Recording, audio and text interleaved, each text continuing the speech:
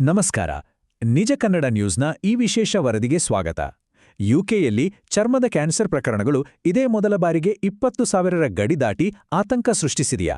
ಬನ್ನಿ, ಇವತ್ತು ಈ ಬಗ್ಗೆ ಸ್ವಲ್ಪ ಆಳವಾಗಿ ನೋಡೋಣ. ಕ್ಯಾನ್ಸರ್ ರಿಸರ್ಚ್ ಯುಕೆ ಬಿಡುಗಡೆ ಮಾಡಿರುವ ಹೊಸ ಡೇಟಾ ನಮ್ಮ ಮುಂದಿರುವ ದೊಡ್ಡ ಸವಾಲನ್ನು ಸ್ಪಷ್ಟವಾಗಿ ಬಿಚ್ಚಿಡ್ತಾ ಇದೆ. ಇದು ಕೇವಲ ಅಂಕಿ ಅಂಶಗಳ ವರದಿಯಲ್ಲ, ನಮ್ಮೆಲ್ಲರ ಭವಿಷ್ಯದ ಆರೋಗ್ಯದ ದೃಷ್ಟಿಯಿಂದ ಅತ್ಯಂತ ಪ್ರಮುಖವಾದ ಮಾಹಿತಿಯಾಗಿದೆ. ಸರಿ, ನೇರವಾಗಿ ವಿಷಯಕ್ಕೆ ಬರೋಣ. 20,980. ಹೌದು, ನೀವು ಕೇಳಿದ್ದು ಸರಿಯಾಗಿದೆ. 2022ರ ಇತ್ತೀಚಿನ ಡೇಟಾ ಪ್ರಕಾರ ಯುಕೆಯಲ್ಲಿ ಬರೋಬ್ಬರಿ 20,980 ಜನರಿಗೆ ಮೆಲನೋಮಾ ಅಂದರೆ ಚರ್ಮದ ಕ್ಯಾನ್ಸರ್ಗಳಲ್ಲಿ ಅತ್ಯಂತ ಅಪಾಯಕಾರಿ ರೂಪ ಇರುವುದು ಪತ್ತೆಯಾಗಿದೆ. ಇತಿಹಾಸದಲ್ಲೇ ಇದೇ ಮೊದಲ ಬಾರಿಗೆ ಈ ಸಂಖ್ಯೆ 20,000ದ ಗಡಿ ದಾಟಿದೆ. ಇದೇನು ಸಣ್ಣ ವಿಷಯವಲ್ಲ. ನಾವೆಲ್ಲರೂ ಎಚ್ಚೆತ್ತುಕೊಳ್ಳಬೇಕಾದ ದೊಡ್ಡ ವಾರ್ನಿಂಗ್ ಬೆಲ್ ಇದು. ಒಂದೆಡೆ ಈ ಆಘಾತಕಾರಿ ರಿಪೋರ್ಟ್ ಬರ್ತಾ ಇದ್ರೆ, ಇನ್ನೊಂದೆಡೆ ಪ್ರಕೃತಿ ಕೂಡ ನಮಗೆ ಬೇರೆದೇ ರೀತಿಯ ಎಚ್ಚರಿಕೆ ಕೊಡ್ತಾ ಇದೆ. ನೋಡಿ, ಮುಂಬರುವ ರಜಾದಿನಗಳಲ್ಲಿ ಕೆಲವು ಕಡೆ ತಾಪಮಾನ 30 ಡಿಗ್ರಿ ಸೆಲ್ಸಿಯಸ್ಗೆ ಏರುವ ಸಾಧ್ಯತೆ ಇದೆ.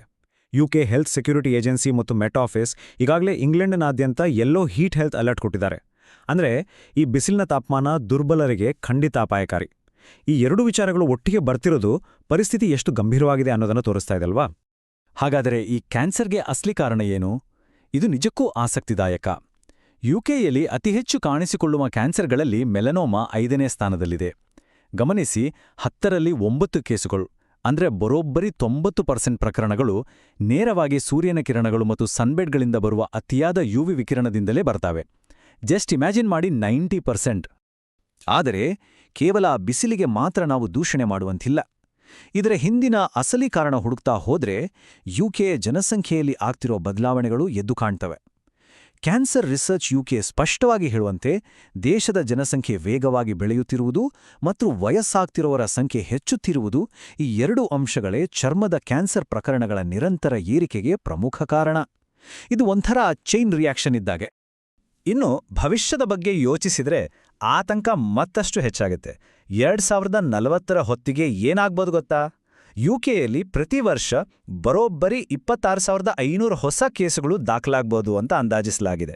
ಈಗಿನ ಪರಿಸ್ಥಿತಿಗೆ ಕಂಪೇರ್ ಮಾಡಿದ್ರೆ ಪುರುಷರಲ್ಲಿ 23% ಮತ್ತು ಮಹಿಳೆಯರಲ್ಲಿ 26% ಭಾರಿ ಏರಿಕೆ.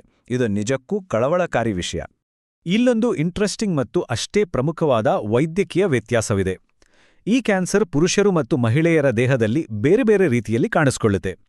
ಪುರುಷರಲ್ಲಿ 40% ಮೆಲನೋಮಾಗಳು ಬೆನ್ನು, ಎದೆ ಮತ್ತು ಹೊಟ್ಟೆಯ ಭಾಗಗಳಲ್ಲಿ ಕಂಡುಬಂದ್ರೆ, ಮಹಿಳೆಯರಲ್ಲಿ ಸುಮಾರು 35% ಕೇಸ್ಗಳು ಸೊಂಟದಿಂದ ಪಾದಗಳವರೆಗಿನ ಕೆಳಭಾಗದಲ್ಲಿ ಕಂಡುಬರುತ್ತವೆ. ಹಾಗಾಗಿ ಪ್ರತಿಯೊಬ್ಬರೂ ತಮ್ಮ ಇಡೀ ದೇಹದ ಬಗ್ಗೆ ನಿಗಾವಹಿಸುವುದು ಎಷ್ಟು ಮುಖ್ಯ ಅಂತ ಇದರಿಂದ ನಮಗೆ ಸ್ಪಷ್ಟವಾಗುತ್ತೆ.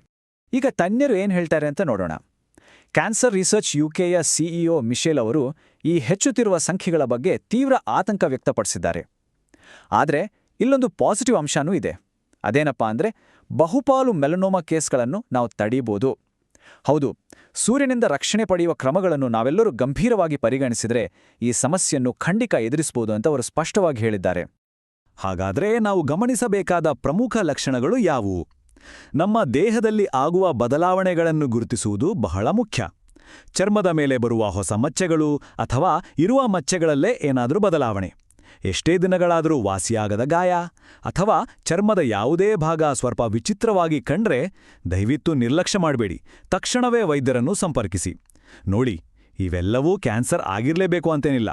ಆದರೆ ಒಂದು ವೇಳೆ ಆಗಿದ್ರೆ ಆರಂಭದಲ್ಲೇ ಪತ್ತೆ ಹಚ್ಚೋದ್ರಿಂದ ಚಿಕಿತ್ಸೆಯಲ್ಲಿ ಬಹಳ ದೊಡ್ಡ ಮಟ್ಟದ ಯಶಸ್ಸು ಸಿಗುತ್ತೆ. ನಮ್ಮಲ್ಲಿ ಬಹಳಷ್ಟು ಜನರ ತಲೆಯಲ್ಲಿ ಒಂದು ತಪ್ಪು ಕಲ್ಪನೆ ಇದೆ. ಅದೇನೆಂದ್ರೆ, ಬಿಸಿಲು ಚುರುಕಂತಿದ್ರೆ ಮಾತ್ರ ಚರ್ಮಕ್ಕೆ ಹಾನಿ ಆಗುತ್ತೆ ಅಂತ. ಆದ್ರೆ ಕ್ಯಾನ್ಸರ್ ರಿಸರ್ಚ್ ಯುಕೆಯ ಫಿಯೋನಾ ಓಸ್ಗುನ್ ಅವರು ಹೇಳುವ ಮಾತು ಕೇಳಿದ್ರೆ ನಿಮ್ಗೆ ಆಶ್ಚರ್ಯ ಆಗಬಹುದು. ಸೂರ್ಯನ ತಾಪಮಾನ ಕಡಿಮೆ ಇದ್ದಾಗ ಅಥವಾ ಮೋಡ ಕವಿದ ವಾತಾವರಣ ಇದ್ದಾಗಲೂ ನಮ್ಗೆ ಸನ್ಬರ್ನ್ ಆಗುವ ಸಾಧ್ಯತೆ ಇರುತ್ತೆ. ಒಮ್ಮೆ ಸನ್ಬರ್ನ್ ಆಯಿತು ಅಂದ್ರೆ ಅದು ನಮ್ಮ ಚರ್ಮಕ್ಕೆ ಡ್ಯಾಮೇಜ್ ಆಗಿದೆ ಅನ್ನೋದರ ಸ್ಪಷ್ಟ ವಾರ್ನಿಂಗ್. ಸರಿ, ಹಾಗಾದ್ರೆ ಇದನ್ನ ತಡೆಯೋದು ಹೇಗೆ? ಆರೋಗ್ಯ ಸಂಸ್ಥೆಗಳು ನಮಗೆ ಕೆಲವು ಸಿಂಪಲ್ ಮತ್ತು ಎಫೆಕ್ಟಿವ್ ಟಿಪ್ಸ್ ಕೊಟ್ಟಿವೆ. ವಿಶೇಷವಾಗಿ ಮಧ್ಯಾಹ್ನದ ಹೊತ್ತಲ್ಲಿ ಆದಷ್ಟು ನೆರಳಿನಲ್ಲಿರಿ. ಭುಜಗಳನ್ನು ಕವರ್ ಮಾಡುವಂತಹ ಬಟ್ಟೆಗಳನ್ನೇ ಧರಿಸಿ. ತಲೆಗೆ ಟೋಪಿ, ಕಣ್ಣಿಗೆ ಸನ್ಗ್ಲಾಸ್ ಕಡ್ಡಾಯವಾಗಿರ್ಲಿ. ಹಾಗೇನೇ ಕನಿಷ್ಠ 30 SPF ಮತ್ತು 4 ಅಥವಾ 5 ಸ್ಟಾರ್ ರೇಟಿಂಗ್ ಇರುವ ಸನ್ಸ್ಕ್ರೀನ್ ಅನ್ನು ಧಾರಾಳವಾಗಿ ಬಳಸಿ. ನೆನ್ಪಿರ್ಲಿ, ಹಿಂದೆ ನಿಮ್ಮ ಚರ್ಮಕ್ಕೆ ಡ್ಯಾಮೇಜ್ ಆಗಿದ್ರೂ ಪರವಾಗಿಲ್ಲ, ಇವತ್ತಿನಿಂದಲೇ ರಕ್ಷಣೆ ಶುರು ಮಾಡಲು ಖಂಡಿತ ತಡವಾಡಿಲ್ಲ.